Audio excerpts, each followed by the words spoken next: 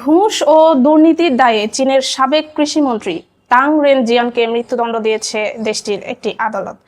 রবিবার জিলিন প্রদেশের চ্যাংচুন intermediate people's কোর্টে এই রায় ঘোষণা করে। তবে মৃত্যুদণ্ড কার্যকর 2 বছরের জন্য স্থগিত রাখা হয়েছে। আদালত জানিয়েছে, তাং অপরাধ স্বীকার করায় শাস্তি কার্যকরে এই বিলম্ব রাখা হয়েছে।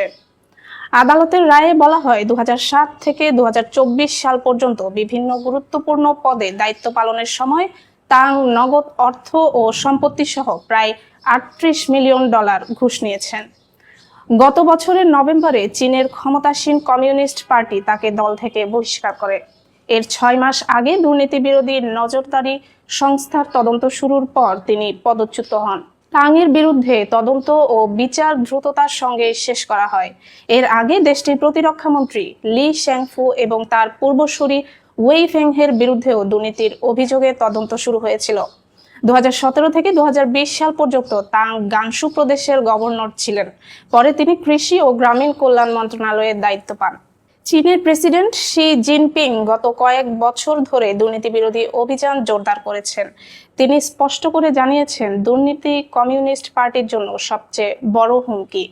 2020 সালে তিনি নিরাপত্তা সংস্থাগুলোর কর্মকর্তাদের সততা ও জনগণের প্রতি দায়বদ্ধতার উপর জোর দেন এবং কঠোর শুদ্ধি অভিযান শুরু করেন।